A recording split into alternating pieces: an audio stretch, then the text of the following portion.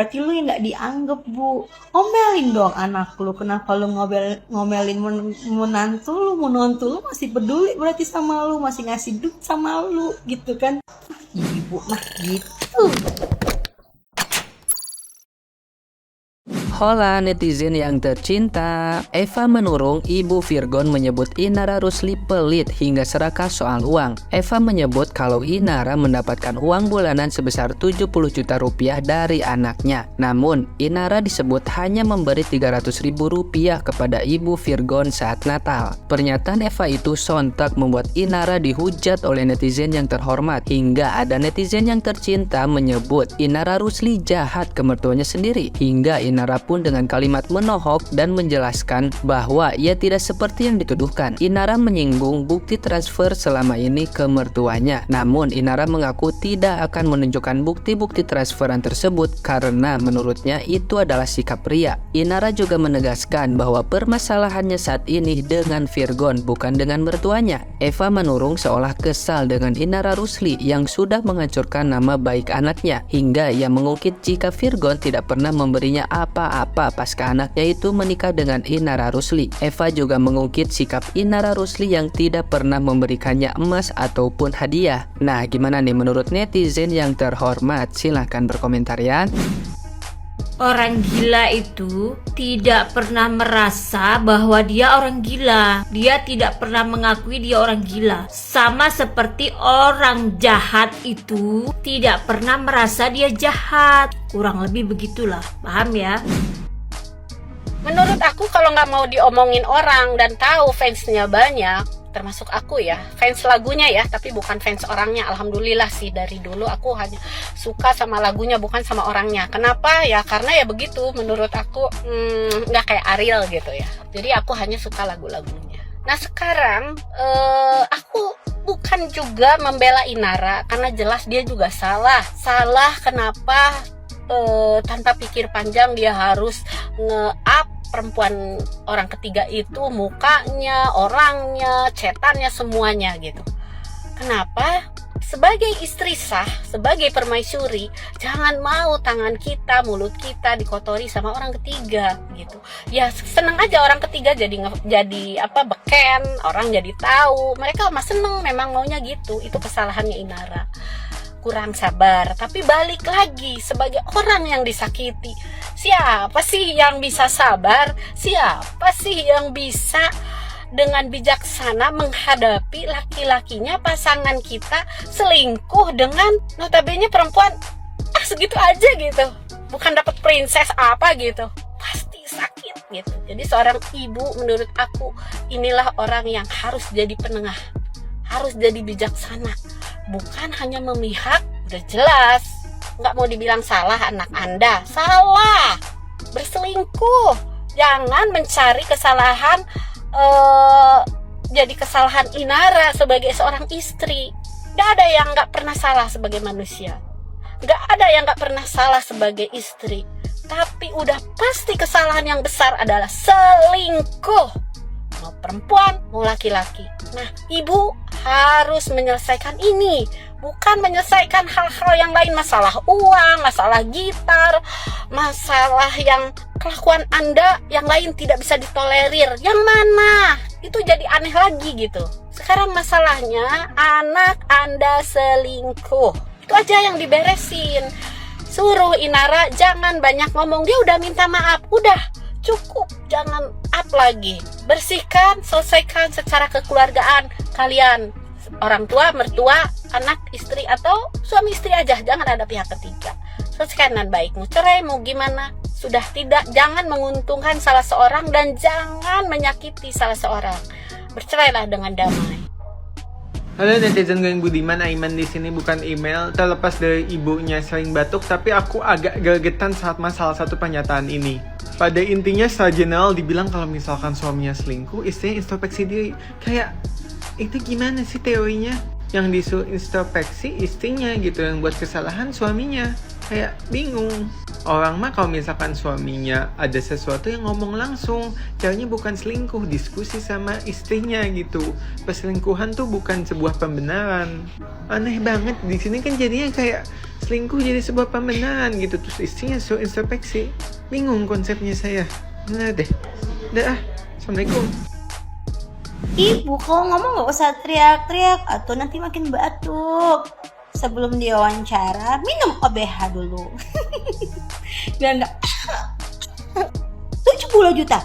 70 juta. Ya elah bu, 70 juta. Nggak sebanding dong dengan anak ibu ngasih perempuan lain 200 juta. Cuma ngurusin anak kagak, ngurusin dia kagak, cuma modal ngangkang doang dikasih 200 juta. Kenapa nggak ibu omelin tuh anak ibu ngasihin perempuan lain 200 juta, ngisi oli 80 juta, kok ibu cuma 300 ribu? Salin anak ibu dong. Mending Inara kasih ibu 300 ribu.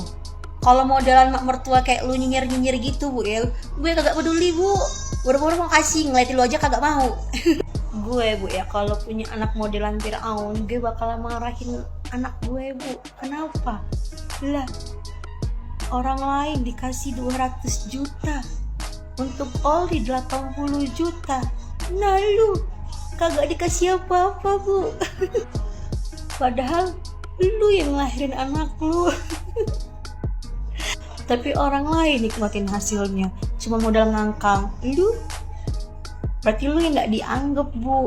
Omelin dong anak lu. Kenapa lu ngomelin menantu lu, menantu lu masih peduli berarti sama lu, masih ngasih duit sama lu gitu kan. Ibu mah gitu, suka bela-belain anak, padahal anaknya kagak tahu terima kasih gitu. Anak kagak tahu diri nggak usah banyak dibela-belain bu.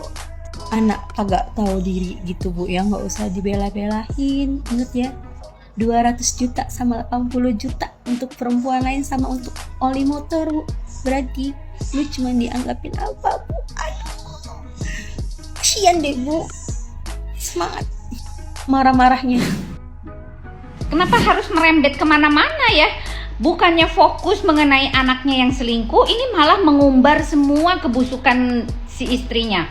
Bu, yang namanya menantu, bagaimana cara suami mengajar? Berarti anak ibu yang harus mengajar bagi si istri itu harus bertindak seperti apa terhadap orang tuanya. Jadi yang salah itu suaminya, anak ibu gitu loh. Jangan kamu menghujat segala sesuatu itu menilai dari sisi orang lain, tapi benahi dulu anak ibu gitu loh.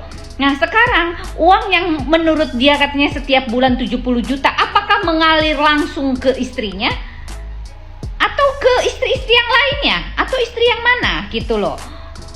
Kan ada hal yang mungkin ibu tidak tahu tentang apa yang dilakukan oleh anak ibu Virgon itu. Jadi stop, jangan banyak mengumbar apapun kejelekan siapapun. Benahi internal kalian, kasih tahu dan nasihati anak Anda, bukan menasehati anak orang lain. Oke?